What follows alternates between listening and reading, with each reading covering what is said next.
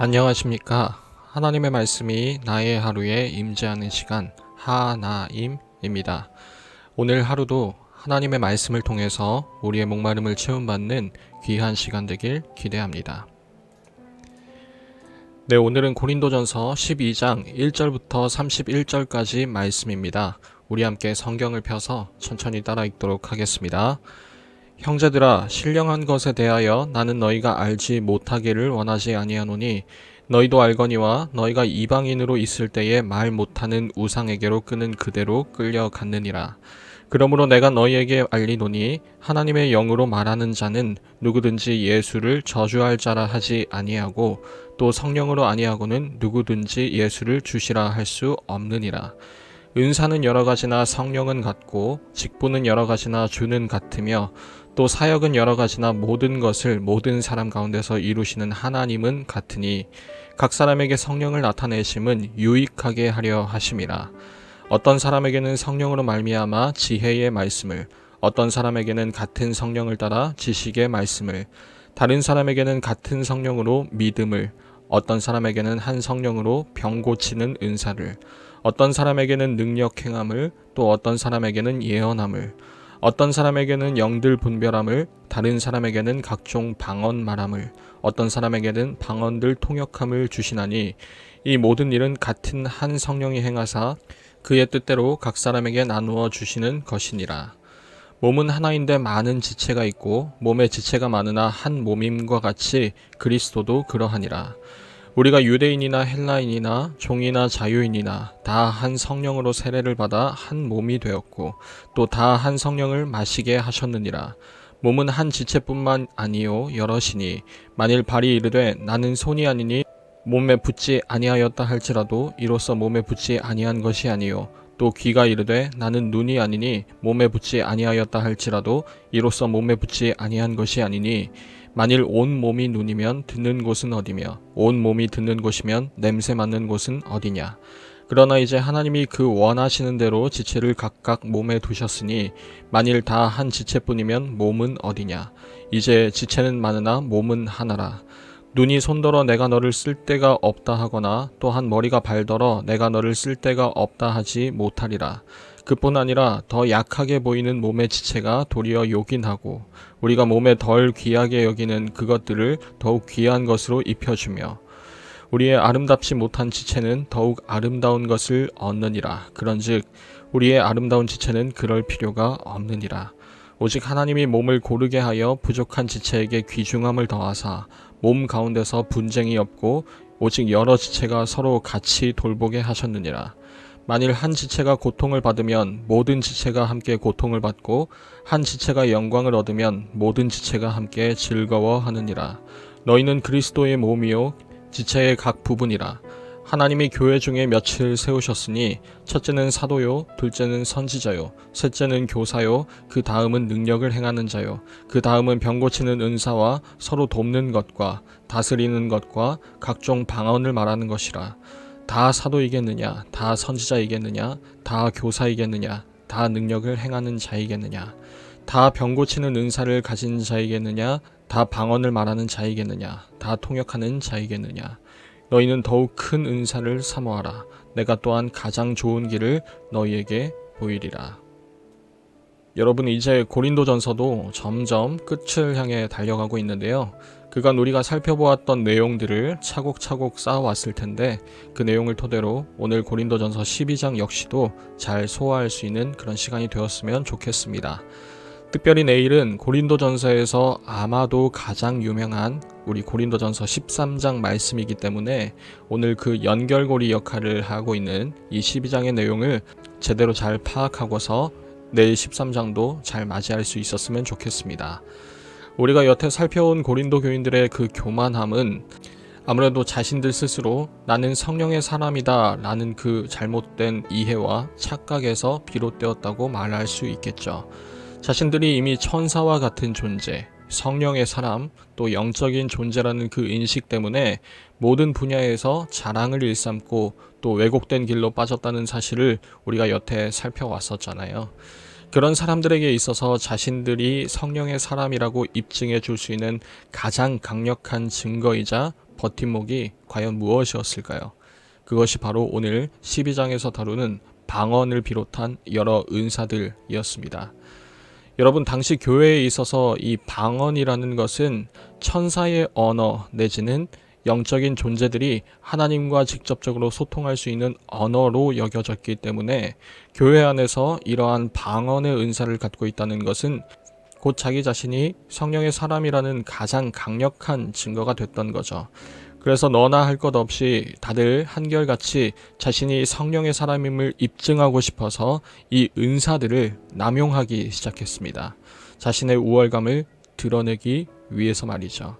그리고 당연하게도 그들은 자신의 우월감을 자랑하는 동안 결코 단 한 번도 하나님을 제대로 바라보지 못하고 있었습니다. 그런 고린도 교회의 사도 바울은 오늘 이 비뚤어진 모습을 교정해 주려고 하죠. 그런데 가만 보면 그 은사의 올바른 의미에 대해서 굉장히 지금 사도 바울이 신선하게 표현을 하고 있습니다. 오늘 우리 4절부터 7절까지 보면 이렇게 기록되어 있습니다. 은사는 여러 가지나 성령은 같고 직분은 여러 가지나 주는 같으며 또 사역은 여러 가지나 모든 것을 모든 사람 가운데서 이루시는 하나님은 같으니 각 사람에게 성령을 나타내심은 유익하게 하려 하심이라. 여러분은 여기서 무엇을 느낄 수 있으십니까? 은사는 다양하지만 한 성령이라는 점, 또 직분은 다양하지만 한 주라는 점, 또 사역은 다양하지만 한 하나님이라는 점. 마치 사도 바울은 지금 삼위일체에 대해서 고린도 교인들에게 마치 깨닫기를 바라는 것처럼 그 힌트들을 마구잡이로 던지고 있습니다. 여러분, 우리가 제자훈련을 통해서 배웠던 그 삼위일체, 어떤 내용들이 떠오르시나요? 성부 하나님, 또 성자 하나님, 성령 하나님이 각각의 위격으로 계시지만 결코 세 분이 아니라 한 분 하나님이라는 점, 다양함과 풍성함이 있지만 그 분은 한 분이라는 사실이죠. 그리고 그 하나님이 서로를 너무도 풍성하고 완벽하게 또 넘치도록 사랑하셔서 이 세상을 창조하셨고 그 형상대로 사람을 지으셔서 그 사랑을 함께 나누길 원하셨습니다. 바로 그 삼위일체를 지금 사도 바울은 이 고린도 교회에, 특별히는 이 은사에 적용하고 있어요. 그렇다면 이 은사의 핵심적인 의미와 그 목적에 대해 우리는 분명히 알 수 있겠죠. 그건 바로 사랑이라는 것입니다. 오늘 고린도전서 12장에 보면 총 9가지의 성령의 은사가 나옵니다. 지혜의 말씀, 지식의 말씀, 또 믿음과 병 고치는 은사, 능력 행함과 예언, 그리고 영들 분별함과 방언, 그리고 방언 통역까지 총 9가지의 은사가 나열되죠. 그런데 그 다양함은 오직 한 가지 목적을 위해, 한 가지 목적 안에서 풍성하게 되는 거고, 그 목적은 다름 아닌 하나님으로부터 출발된 사랑이라는 겁니다. 그래서 오늘 7절은 이렇게 표현하는 거죠. 각 사람에게 성령을 나타내심은 유익하게 하려 하심이라. 하나님이 우리에게 교회로서 주시려는 그 유익이 어떠한 것인지, 과연 분열인지 하나됨인지 우리는 잘 분별할 수 있어야 하겠습니다. 사랑하는 우리 중고등부 여러분, 어쩌면 오늘날 우리 모습 가운데도 하나님이 주신 것들로 하나 되기는커녕 오히려 나눠지고 또 분열되고 갈라지는 그런 모습이 혹시 있진 않는지 모르겠습니다. 그리고 그 하나 되지 못하는 모습 가운데에는 항상 내가 너보다 더 낫다는 그 우월감이 자리하고 있죠. 당시 고린도 교회는 이 방언을 가지고 또 다른 기타 다양한 은사들을 가지고 자신이 성령의 사람임을 입증하고자 했고, 그래서 내가 너보다 더 낫다는 그 우월감을 가지려고 했었죠. 고린도전서 1장에서 바울은 이 고린도 교회가 어찌나 하나님께 사랑을 받았던지 그 모든 은사에 있어서 부족함이 없다고까지 말합니다. 그런데 그토록 하나님께 사랑을 받은 사람들이 이 은사들로 인해 풍성해지기보다는 더욱더 잘게 쪼개지는, 갈라지는 그런 모습을 지금 보이고 있는 거죠. 삼위일체 하나님은 교회의 유익이 되기 위해, 또 사랑으로 하나 되어 더욱 풍성해지기 위해 이 은사들을 허락하셨는데, 오히려 사람들은 자기 자신을 자랑 삼으면서 그 질서와 화음을 헤집어 놓는 것입니다. 사랑하는 여러분, 혹시 우리의 모습 가운데도 하나님께서 우리를 향한 그 한 가지 목적을 잊은 채로 살아가는 그런 모습이 있진 않는지 모르겠습니다. 하나님께서 주신 것들로 인해 하나님을 더욱 높이긴커녕 서로를 이해하지 못하고 서로를 오히려 무시하고 헐뜯는 그런 모습은 또 없는지 모르겠습니다. 혹시나 만약 그런 모습이 우리 가운데 있다면 하나님을 바라볼 수 있었으면 좋겠어요.